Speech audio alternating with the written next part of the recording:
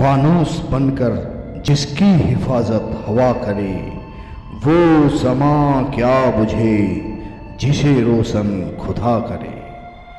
किसी शायर की इन चंद पंक्तियों को अपने जीवन में सार्थक करने वाले साहस, मेहनती, जुझारू व्यक्तित्व के धनी, न्यायशीलता की मूर्ति श्री रामावतार जी कांकोरिया का जन्म 18 जुलाई 1940 को उस समय के प्रसिद्ध समाज सेवी एवं पहलवान स्वर्गीय श्री नंदलाल जी कांकोरिया के यहाँ खंडार में हुआ। कुछ समय के पश्चात मां रंभो देवी व पिता नंदलाल जी को 2 पुत्र रत्नों की और प्राप्ति हुई। उसमें से दूसरे पुत्र श्री सत्यनारायण जी कांकोरिया अपने जीवन काल में आयुर्वेद के डिप्टी डायरेक्टर के पद तक पहुंच कांकोरिया परिवार के साथ साथ पूरे खंडार का नाम रोशन किया।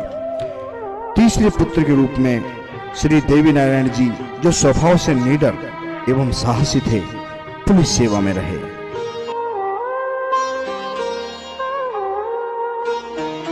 मात्र 7वीं कक्षा में पढ़ते हुए 16वें बसंत में दस्तक देते ही मई 1956 में रामावतार जी का विवाह रामनाथ जी तेरिया के यहाँ सिंगोर में उनकी पुत्री सुरजो देवी से हुआ। विवाह के पश्चात सुहाने सफर का साथ एवं परिवार के जीवन यापन के लिए बाल्यकाल से ही आर्थिक संकटों से जूझते हुए सन 1963 में राजकीय सेवा में अध्यापक की नौकरी लगना इनके परिवार के लिए एक खुशी की लहर लेकर आया।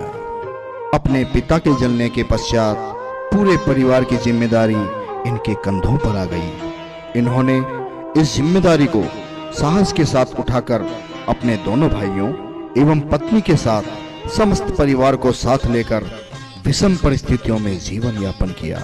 मां के आशीर्वाद से नौकरी के तत्पश्चात कठिन परिस्थितियों से जूझते दौलतपुरा एवं खंडार में जमीन खरीदकर परिवार को पहली खुशी दी।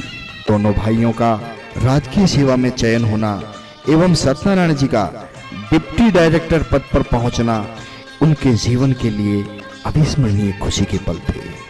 तत्पश्चात परिवार की वंश वृद्धि में प्रथम पुत्र का जन्म रमेश चंद्र का हुआ, जो आज खंडार के प्रसिद्ध उद्यमों में ही नहीं अपितु सामाजिक एवं राजनीति के महत्वपूर्ण स्तंभ हैं। दूसरे पुत्र के रूप में महेश चंद्र, जिन्हें बड़े दिल वाला भी कहा जाता है।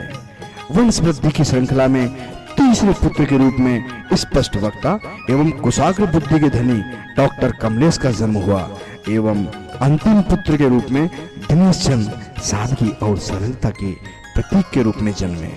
परिवार की वंश वृद्धि के साथ बाबूजी ने परिवार को एक इकाई में संजोए रखने के लिए चारों पुत्रों के लिए एक मकान कांकोरिया फार्म हाउस का निर्माण किया, ताकि सभी भाई एक साथ रहकर एक वृक्ष की छाया में खुशी से रह सके।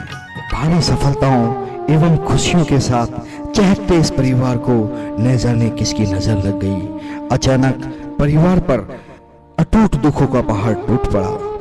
प्रेम, दया, करुणा, पारिवारिक एकता, समर्पण का भावप्रद मूर्ति पर प्रथम आघात सन 1998 में पिता श्री नंदलाल जी के देवलोक गमन पर हुआ। 2002 में युवावस्था में छोटे भाई देवी नारायण जी अनंत लीन हो गए। अपने जवान भाई की आकस्मिक मौत से बाबूजी अभी उभरे भी नहीं थे कि 2 साल बाद वर्ष 2004 में सत्यनारायण जी का आकस्मिक स्वर्गलोक गमन उनको बुरी तरह तोड़ के रख दिया। प्रकृति का कहर यही नहीं रुका। 2005 में अगले ही वर्ष अपने हर सुख दुख की भागीदारी निभाने वाली सीता जैसी धर्म पत्नी सुरजो देवी के देवलोक गमन ने बाबूजी को किंग कर्तव्य विमूढ़ वाली स्थिति में ला खड़ा किया।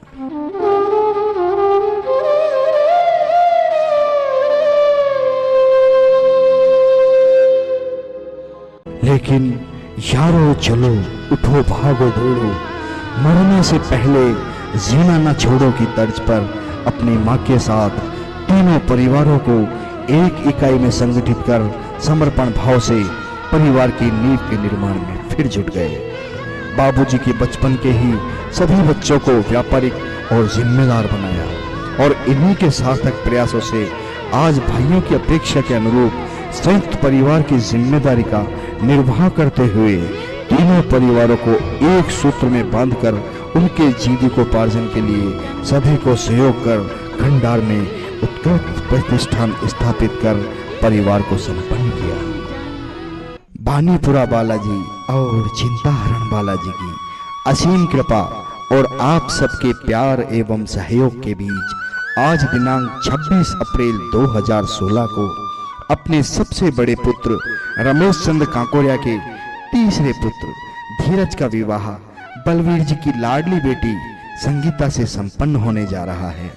आज इस शुभ घड़ी की बेला में बाबूजी हमारे साथ हैं, आप हमारे साथ हैं। आप सभी के प्यार और विश्वास और सहयोग के साथ बढ़ता हुआ हर कदम हर लम्हा ये काकोरिया परिवार आपके साथ है। आप सभी को काकोरिया परिवार वंदन अभिनंदन करता है और आइए धीरज और संगीता के नवजीवन को आशीर्वाद दें, प्यार दें, दुलार दें।